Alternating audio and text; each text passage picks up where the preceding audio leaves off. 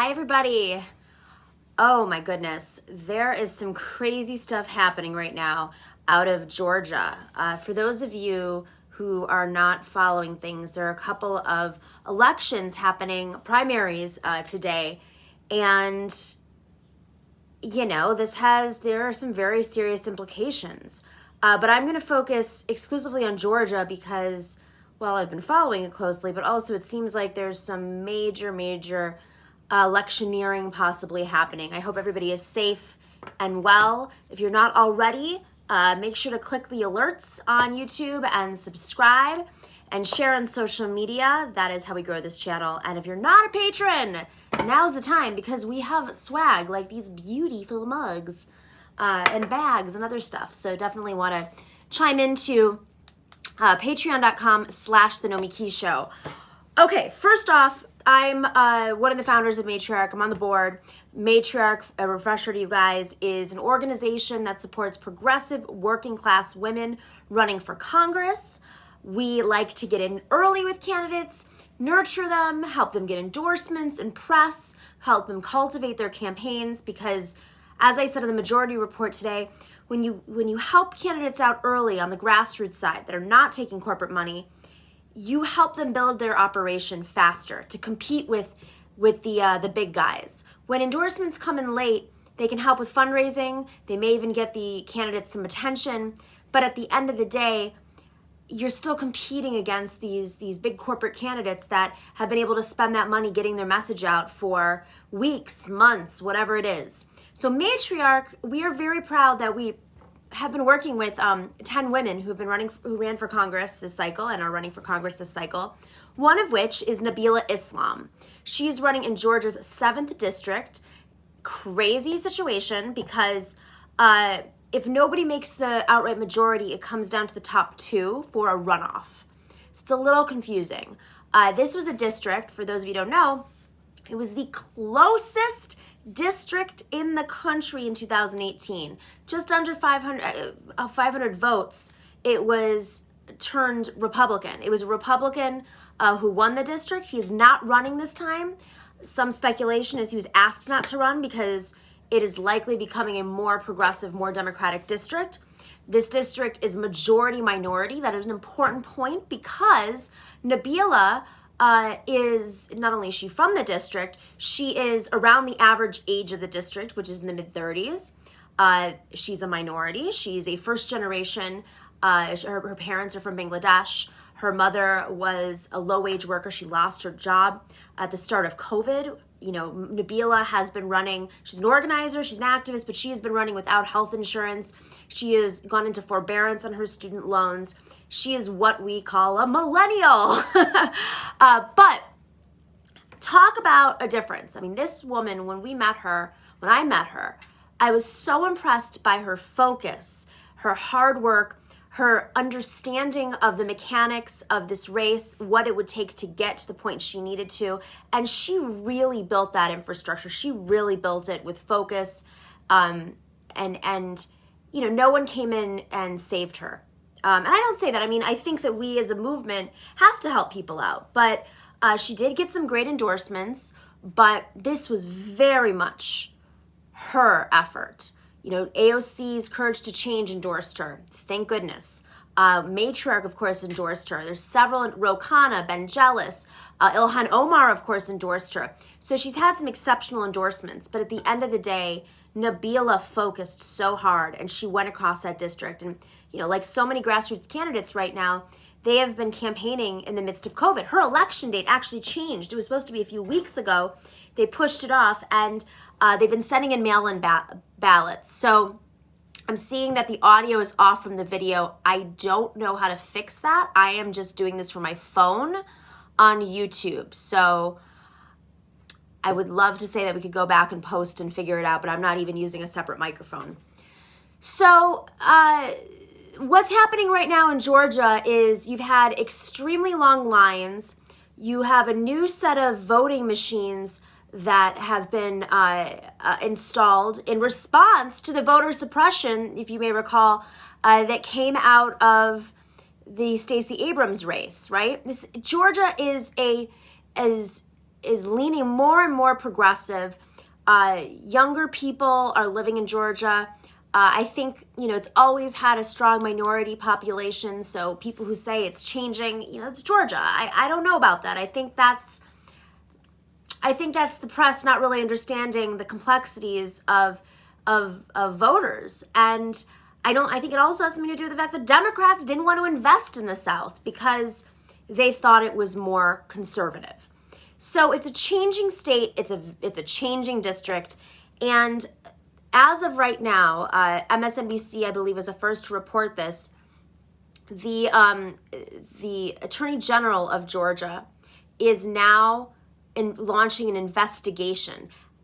This is a quote from MSNBC, hours-long waits, problems with new voting machines, and a lack of available ballots plagued voters in majority-minority counties in Georgia on Tuesday. Conditions, the Secretary of State called unacceptable, and he vowed to investigate. Now, I don't know what that means. I don't know if it's going to impact this election. I do know that a solid number of mail-in ballots have been sent in prior to the election today. I'm looking at a picture right now of crowded long lines. People are wearing masks in the lines that I'm looking at right now in the photos, but this is already a state that has been plagued with racial bias allegations and investigations, and Georgia is Georgiaing, right? Being like Georgia. So it seems to be happening throughout Atlanta and the county. This district that Nabila is running in is outside of Atlanta. It's actually an interesting district because it's not as concentrated. It's a little bit more dispersed. More so than traditionally would Democratic districts. The ones that lean more Democratic tend to be more concentrated population-wise. But this one it's a suburb. It's true Atlanta suburb, so it's a little bit more spread out. Now, I'm going to be pulling from, I was given this really great Medium piece from, I don't know if you guys follow Progressive Predictor on Medium, but he went over this race a little bit. There are other people in this race, other Democrats. The woman who ran last time and got within 450 or so votes of the Republican, she is running again. She is sort of the establishment favorite. Her name is Carolyn, Bordeaux. Carolyn Bordeaux. And she's gotten endorsements from people like John Lewis, the Georgia delegation in Congress. But like I said, Nabila has gotten quite a bit of attention for building a coalition around her. And she's done it without any sort of real institutional left support. A lot of late endorsements came in, but then there are people like Ro Khanna who came in early. I mean, it's pretty impressive what she's been able to build. As of the last financial filing deadline, Bordeaux had raised $1.7 million, and she had about $645,000 cash on hand. Nabila had raised $619,000 with $52,000 cash on hand. And then there are a few other candidates as well. I think what's really powerful about her is, unlike a John Ossoff, she's very deeply rooted in the community. Her family's from there. She was raised there. She understands the issues everybody's facing when it comes to healthcare, housing, of course, education.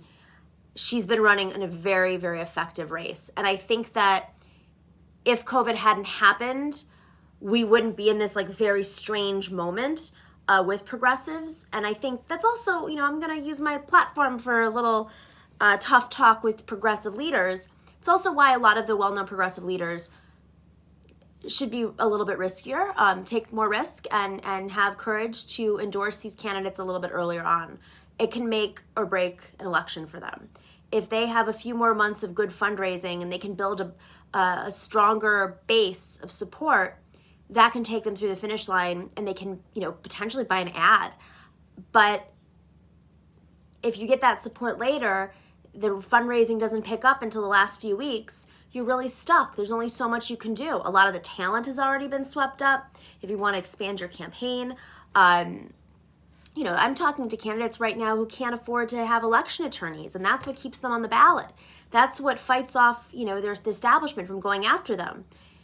In this situation in particular, I think you're going to find God, hopefully this works out, but my guess is Nabila is going to need an election attorney, which she probably has. I think she has a very solid race, but a lot of folks don't when they get in these situations. And so the earlier the candidates are able to raise that money, their operations are stronger, and they're able to get the message out about themselves, because during COVID in particular, they're not able to knock on doors. And that's the weapon of the left and the grassroots candidates, is they knock on doors while the establishment buys ads. So I hope that Bernie Sanders and AOC can think about these things, and others who endorse a little bit later.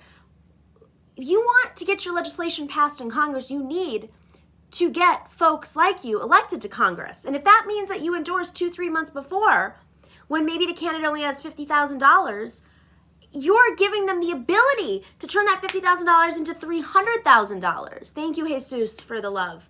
That's a game changer. But if you come in after they've raised $150,000 and they've proven, then, that money will help you with GOTV efforts. But at that point, so I think this is a narrative we really have to stick to our progressive leaders to be there, because it could make a difference, especially in elections like these where they're so tight. I mean, if she is able to make it to the runoff, and she wins. She's flipping if she makes it, right? If she's the Democrat, that means this is a district that is very likely going to be held by a Democrat next time, and a progressive. So if this district goes from red to progressive blue, this is a huge deal. I wish Bernie had endorsed her, honestly. This is the kind of district where you make the case to the world. You say, listen, we have this progressive who's running on a platform of economic and racial justice in what was a red district. Look we were able to flip it the way Christine Pellegrino did 4 months after Donald Trump got elected. She took a Republican district and flipped it 40 points when she built this coalition of unions, and she was a Bernie Sanders delegate. It was the first Bernie one. So this is important. Some of the cons, as our good friend at Progressive Predictor says, that it's a sparse suburban district. There are 2 formidable fundraisers in the race other than herself. She has no union support, but you have to keep in mind it's Georgia, and there's no major university in district. I think she's one of the strongest candidates as of now, but of course I'm biased. We've been working with her and all the matriarch candidates, which are exceptional. I will get to some of the other races in New York. I know some of you have questions about that, but we're going to get to those races on another day. But just so you guys know, there are 2 matriarch candidates running on June 23rd. They have their primaries. Melanie Dorigo, she's running against possibly one of the worst Democrats. I know a lot of attention is on the Jamal Bowman, Elliot Engel seat. Elliot Engel's not a great Democrat. If you can imagine someone worse, it is definitely Tom Suozzi, who caucuses with Republicans. And then Semelis Lopez, who is running in the Bronx in an open seat. So I can't read. The UFIO answer, I believe, I apologize, asks, what do you ask, buddy? If a few more of these true progressives upset the incumbents, will there be a backlash for Pelosi and Clyburn who endorsed the incumbent? I mean, they'll feel it. I think they'll try to clamp down and they'll change their strategy, but clearly their strategies are not that creative, because their big genius strategy right now is to take a kneel with Kentacloth. So, these are the geniuses who brought us that. I think we on the left need to ask more of our leaders, really ask them to show up for other progressives who are running and taking the risk, because they all went through this. The whole squad knows what it's like to be ignored in the press. The whole squad knows what it's like to not be able to raise money. The whole squad knows what it's like to be discounted.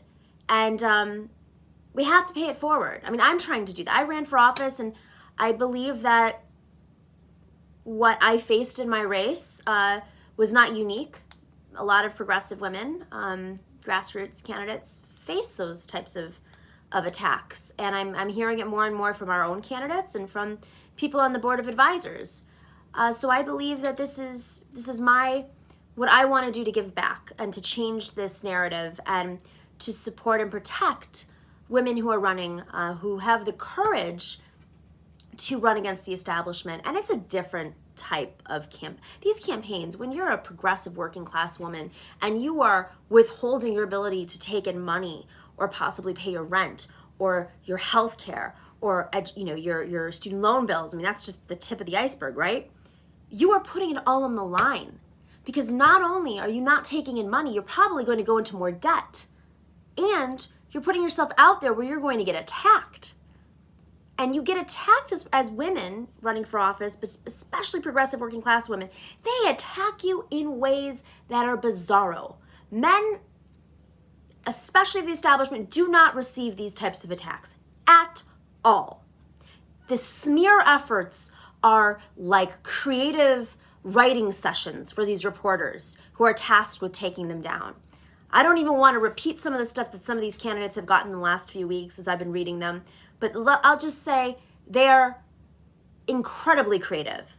Sometimes they just make things up. Sometimes they say, we were seeking the answers, but we didn't get them. Meaning like they couldn't find the answer to what they were looking for because they didn't try.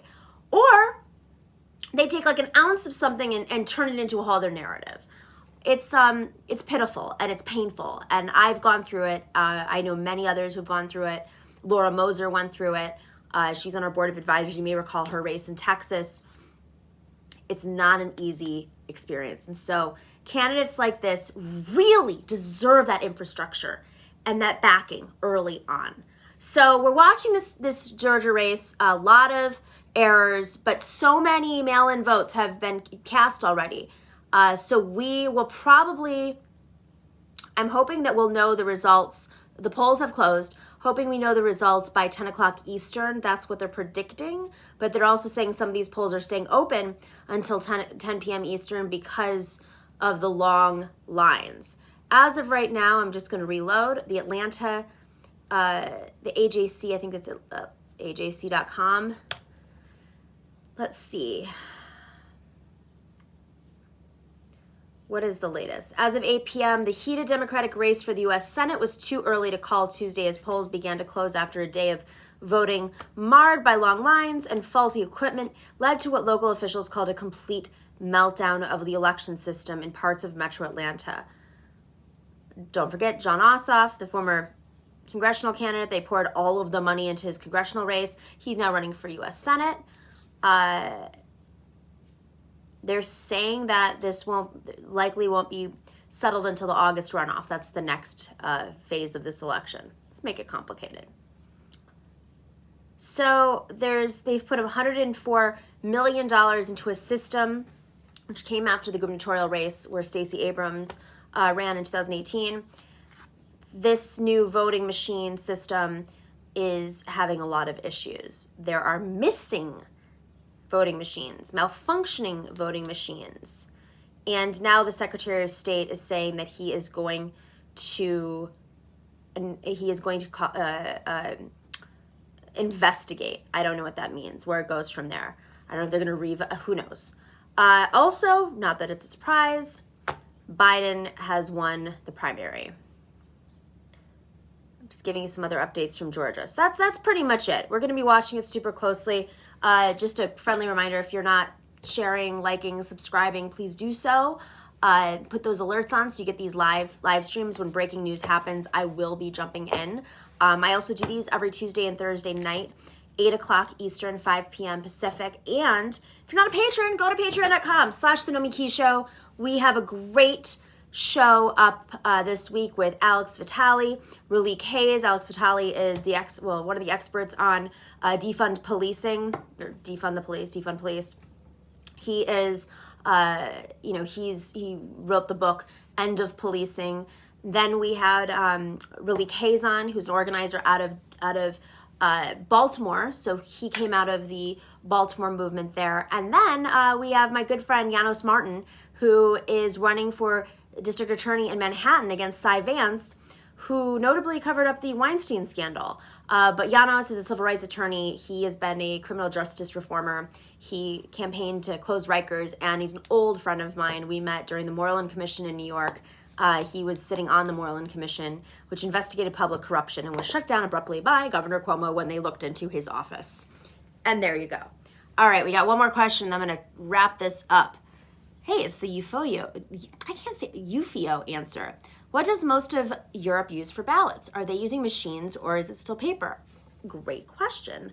I was there last year for the EU elections, and they went into a voting booth, and I believe it was paper. I don't know what all the elections are like, and I don't know if it's the same system per country. Maybe somebody else can chime in here. But I, strangely enough, was there for the EU elections last year. So I believe it was paper. I will have to think that. I'm pretty sure it was paper. The booths were very similar to the ones that were in New York, of all places. Except I'm pretty sure they don't purge people from roll like they do in New York.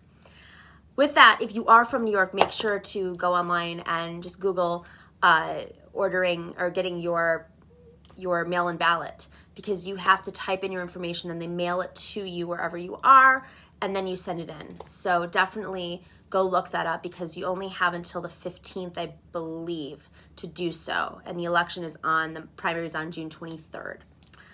With that, go to Nabila Islam. Be watching her very closely. Follow me on Twitter. I'll be putting updates up there, and hopefully we'll be able to turn this red district progressive blue very soon. Hi, Harvey K. Yes, you did tune in late. You're gonna have to rewind, but I'm gonna give you a little bit of a shout out. Also to Kelly, because I saw her chiming in earlier. So thank you, Kelly Carey, for the love.